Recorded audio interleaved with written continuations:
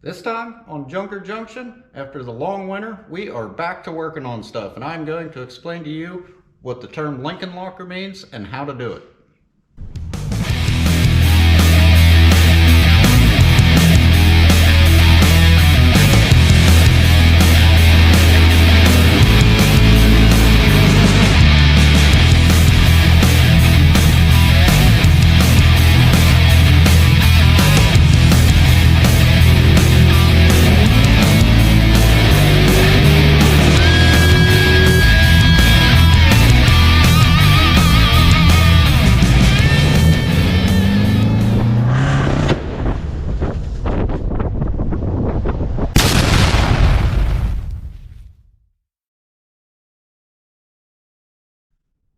Hey guys, welcome back.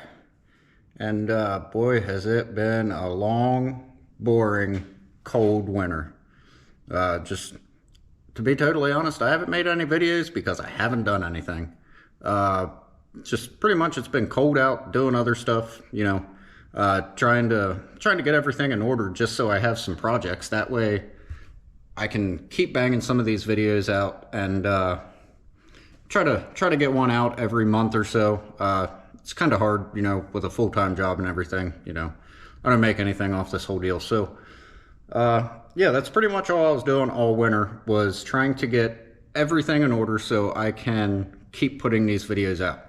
So what we're doing today, I had said in the intro there that I'm going to explain what a Lincoln Locker is.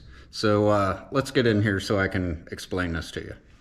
So all a Lincoln Locker is, Lincoln is a popular brand of welder, and all that means is you take your welder, and these are what's called spider gears in here. This is what lets your two wheels drive separately from one another.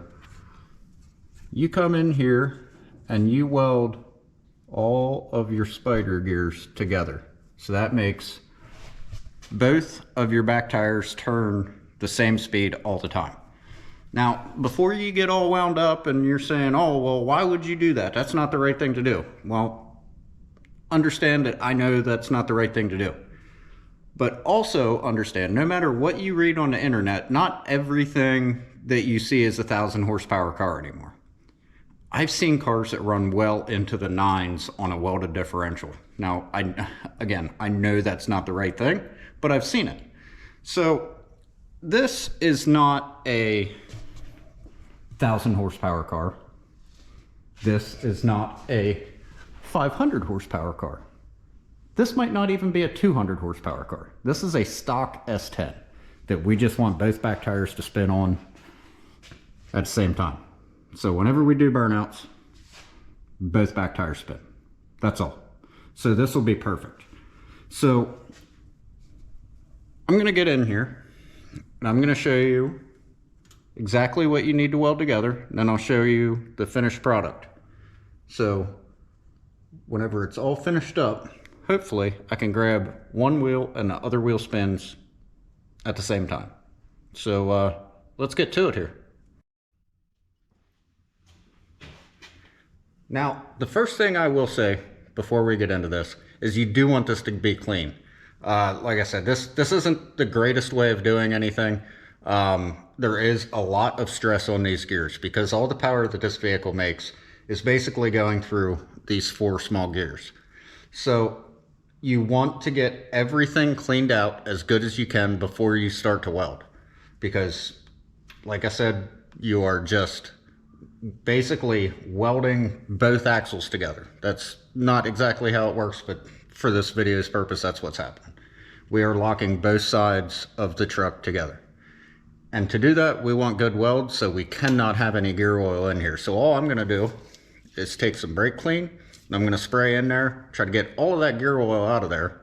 And the other thing is just so it doesn't catch on fire. That's never a good thing either.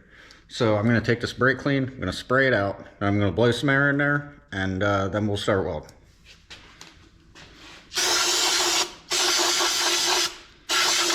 Oh boy, this is good stuff. You can smell this. Ooh, strong. What kind is this? Super Tech. All right, I'll have to remember that. Good old Walmart. Oof. Holy cow.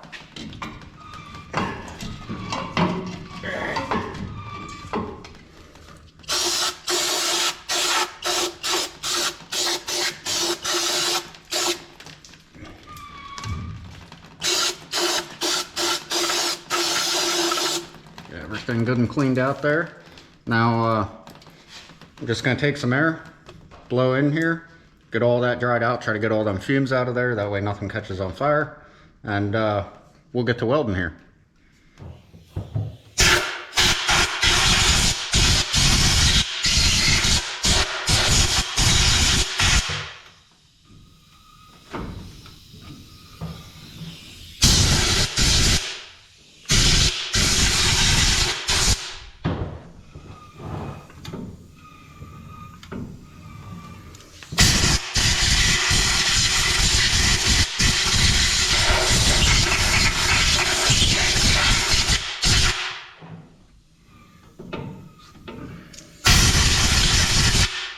Now I will say there is a little bit of a technique for doing this, even though it is probably the wrong way of doing things. I'll just say yes, it is the wrong way of doing things, welding a rear end.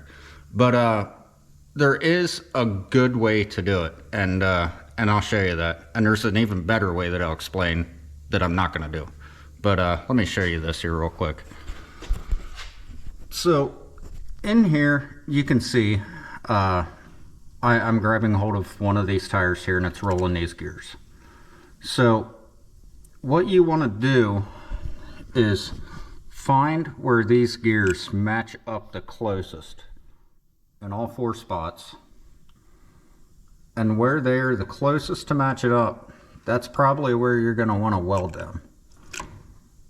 That way you're not trying to bridge any big gaps in the gears or anything like that. Whenever you weld them in there, you can get them welded in nice and solid.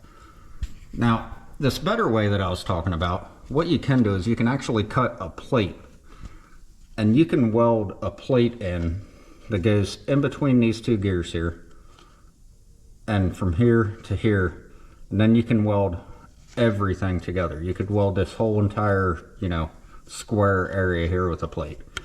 I'm not going to do that because, like I said, this S10 might make 200 horsepower, so it's honestly not needed.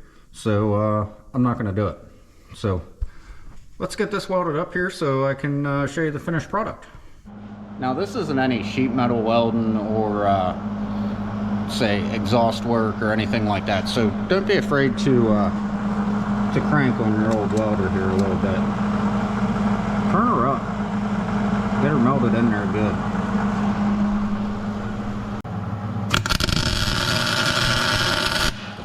Ow! That was hot. Careful you don't burn yourself while you do this.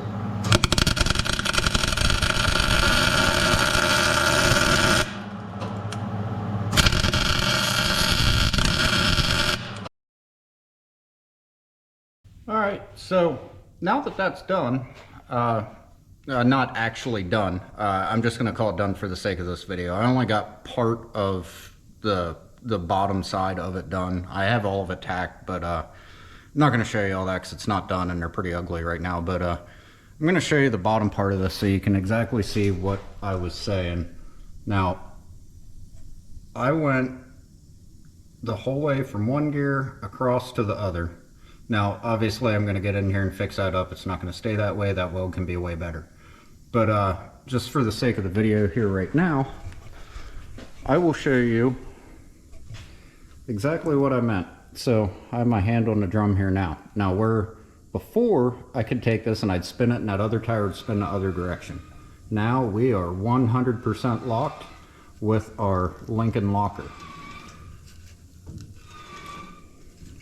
So now, whenever we go out and do burnouts and all that, instead of one wheel peelers, we'll be spinning both tires.